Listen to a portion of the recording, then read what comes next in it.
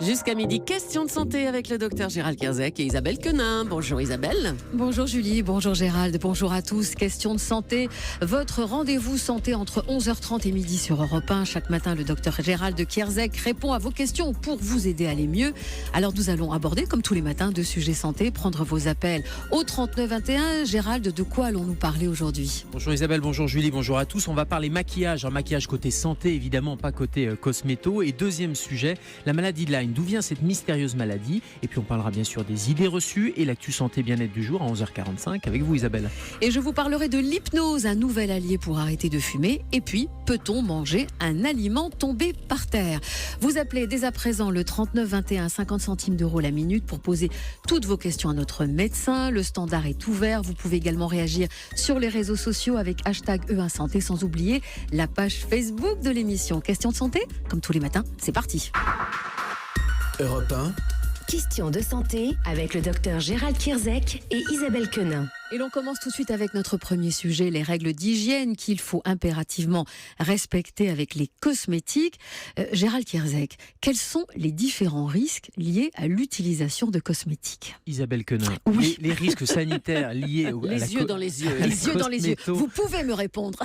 Bon, ils sont quand même limités, encore que parce qu'on se badigeonne tous les jours, matin, soir, de crèmes, de produits qui contiennent des produits chimiques. Donc il y a un premier risque lié à ce type de produits qui peuvent avoir, et on a beaucoup parlé de produits qui pouvaient perturber un certain nombre de phénomènes hormonaux. Donc ça, c'est un premier risque. Mais surtout, le risque au quotidien, c'est le risque infectieux aussi. Quand vous vous prêtez un rouge à lèvres, par exemple, et que votre copine, votre meilleure amie a un petit peu d'herpès sur la lèvre, eh bien, c'est un risque de contamination d'une personne à une autre. Et puis, ça peut être une contamination à l'intérieur du pot de crème, un pot qui a traîné, qui est resté ouvert. Pour peu que vous ayez une petite lésion cutanée, eh bien, vous allez pouvoir transposer des bactéries. Donc, il y a ce risque infectieux qui est limité parce que votre système immunitaire est là quand même pour vous défendre et contrebalancer ces effets-là, mais il faut quand même y penser.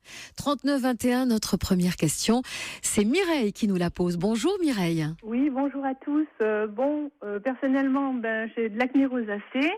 Je suis au Finacea et à la Tolexine, mais j'ai une peau qui est très sèche et de temps en temps, j'aimerais bien faire disparaître un peu cette rougeur et ces boutons. Donc voilà, je ne sais pas trop comment m'y prendre. Je suis à la cortisone aussi, donc ça fait beaucoup de choses. Bonjour Mireille, alors vous avez de la rosacée, c'est ça ce que j'ai entendu. Oui. Alors la rosacée, c'est un phénomène vasculaire, c'est des petits vaisseaux, un peu comme la coupe rose, vous savez, des petits vaisseaux qui vont être sur la peau. Et cette rosacée, eh bien, vous pouvez masquer déjà, faire juste le côté cosmétique en utilisant des produits qui sont à la fois couvrants, mais qui sont aussi des produits qui vont être traitants. Et d'où l'intérêt de ne pas prendre n'importe quoi comme fond de teint, mais prendre plutôt des produits qui sont conseillés par votre dermatologue, parce qu'il y a aussi un effet, alors pas thérapeutique, parce que la vraie thérapeutique de la rosacée, ça sera par exemple du laser où les dermatos vont pouvoir vous proposer vraiment d'aller coaguler ces petits vaisseaux. Mais en tout cas, ça peut hydrater la peau et ça peut éviter d'aller obstruer par exemple les petits pores cutanés et donc aggraver ce phénomène-là. Et on sait que parfois rosacée, acné, il y a un lien également. Donc il faut plutôt utiliser des produits qui sont des produits médicaux, des fonds de teint qui sont couvrants et hydratants, plutôt que des produits que vous allez trouver un peu partout dans le commerce et qui sont plutôt des produits bas de gamme. Donc faites-vous conseiller le dermato et le pharmacien vont pouvoir vous proposer des produits adaptés.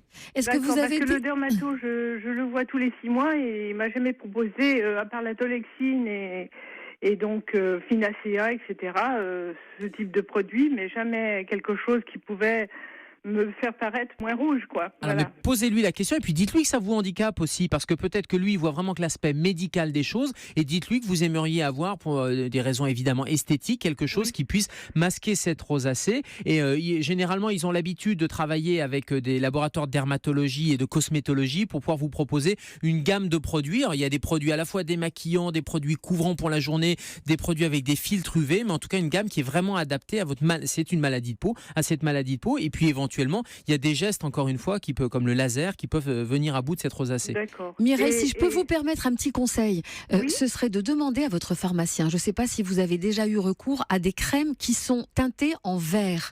Et en fait, elles ne sont pas très couvrantes, mais elles vont quand même masquer la rougeur. Et après, du coup, vous pouvez vous maquiller un peu plus légèrement dessus. Et ça, c'est pas mal. Et ça existe, effectivement, vous les trouvez en pharmacie. Il y a plusieurs laboratoires qui les font. Il y a Vennes, il y a Vichy, tout ça. Ça enlève juste juste le côté rouge, ça masque un peu, ça va casser le côté rougeur et ça va vous permettre de vous maquiller d'une façon un petit peu plus légère et ce sera pas mal. Esthétique, voilà. Et esthétique.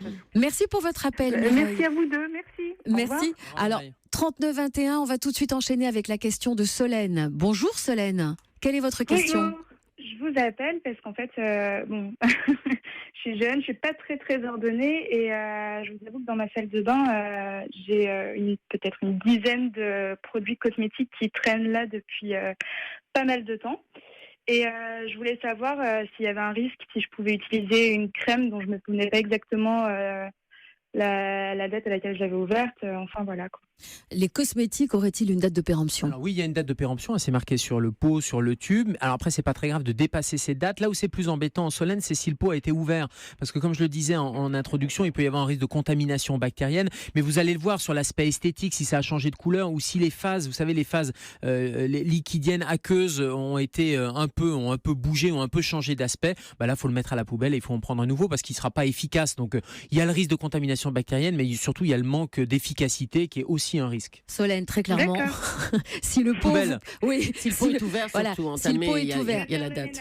si la crème, elle n'a pas une belle allure et qu'en plus elle sent mauvais, il n'y a Voilà. pas de souci, Poubelle. on jette immédiatement. Merci pour votre appel, Solène. Merci. Des questions alors qui nous arrivent également par Facebook. Alors là, cette fois-ci, c'est la question de Victoria. On entend beaucoup parler de perturbateurs endocriniens.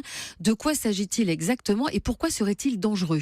Oui, alors les perturbateurs endocriniens sont des substances naturelles ou chimiques, et le plus souvent c'est chimique, qui vont aller interagir avec les hormones, avec le système hormonal. C'est ce qu'on appelle des hormonomimétiques. Et ça pourrait être responsable, et j'emploie le conditionnel parce qu'il y a beaucoup d'études qui sont faites et on en parle beaucoup en ce moment. Et le principe de précaution voudrait qu'on les élimine d'un certain nombre de produits, mais c'est les phtalates dont on a entendu parler, il y a certains pesticides, il y a certains retardateurs de flamme aussi qui sont utilisés, les mousses pour les canapés, donc c'est pas forcément des produits qu'on se met sur la peau, mais c'est aussi des produits qu'on utilise dans l'environnement. Et les produits bio, c'est là où c'est intéressant, c'est qu'ils sont sans ou avec moins de perturbateurs endocriniens, et les perturbateurs endocriniens, c'est ceux qui sont incriminés dans tous les problèmes de puberté précoce, dans éventuellement l'apparition de cancer aussi, donc là aussi, principe de précaution, tout ce qui est produit pas très naturel, chimique, etc., surtout quand on se les tartine sur la peau, il vaut mieux éviter. Tartiner, comment vous y allez? On est une tartine, non? Vous êtes une tartine, on est une tartine, on s'en met beaucoup. C'est comme les déodorants, c'est exactement Mais c'est la pour même ça qu'on chose. est appétissante. Ou appétissant. Dernière question posée par Florence. Alors, quels sont les risques à prêter son maquillage à une amie? Il m'arrive d'utiliser le rouge à lèvres, le crayon de non. mes amis et son pinceau. Ah non. Ça, vous savez, c'est les filles, quand elles sortent le soir ensemble et tout, on se prête les choses. Oui, Non, on l'a toutes fait. Hein. Il y a des problèmes, Florence, uniquement si votre amie a, et je le disais, par exemple, un petit bouton de fièvre. Si elle a un bouton de fièvre, évidemment, il ne faut pas aller se prêter les produits parce que là, vous risqueriez de passer du virus d'une personne à une autre. Mais bon, si a priori, elle n'a pas de problème particulier, ça peut dépanner. Le risque, il est toujours infectieux. Il est de transmettre des bactéries, des virus ou un certain nombre de choses d'une personne à une autre. Et le maquillage conjonctivite. des yeux, oui, il faut faire gaffe aux conjonctivites, c'est ce que j'allais dire. Oui, il faut faire gaffe aux conjonctivites, mais il n'y a pas que les conjonctivites, il y a aussi l'infection du follicule, les cils, vous savez, on peut avoir une petite infection si on utilise du mascara ou le produit pour les cils, et bien là aussi ça peut contaminer, donc ça veut dire que les produits on se les passe pas, ça c'est l'idéal, et deuxièmement ça veut dire que les crayons il faut les tailler régulièrement, et puis au bout d'un certain temps il faut les mettre à la poubelle. Donc, conclusion de cette première partie, ton maquillage, tu ne prêteras pas.